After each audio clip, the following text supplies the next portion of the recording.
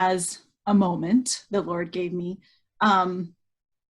I was just coming off of a very difficult season of life where I was questioning whether or not my faith was legitimate, or why did I feel so needy? If my faith was real, my faith in God was real, why was I so needy? Why did I feel so desperate all the time?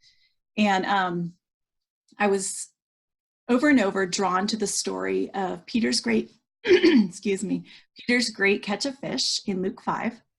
And I couldn't really explain why I was being drawn back to that story. I mean, I had heard it in Sunday school. I had eaten the obligatory goldfish crackers.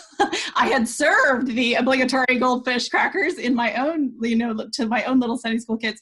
And so it was not a new story to me.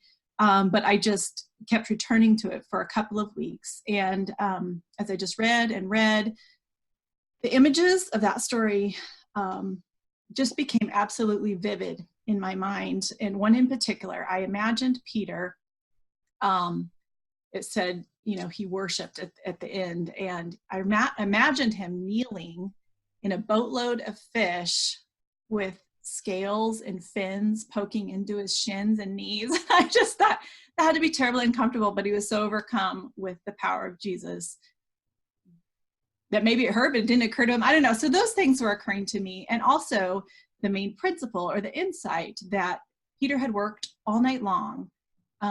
He had showed up, he had done his responsibility, and he had nothing to show for it.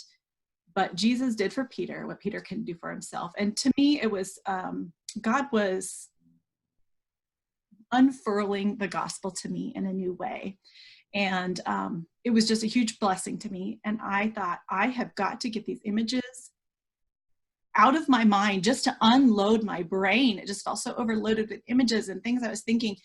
And I went down to my computer and I typed for 2 hours and I retold that story to myself. And when I was done, I thought, wow, that felt like worship. And I would like to do that again. Oh, that is how I happened upon it, or how the Lord invited me to it. That was my first creative retelling.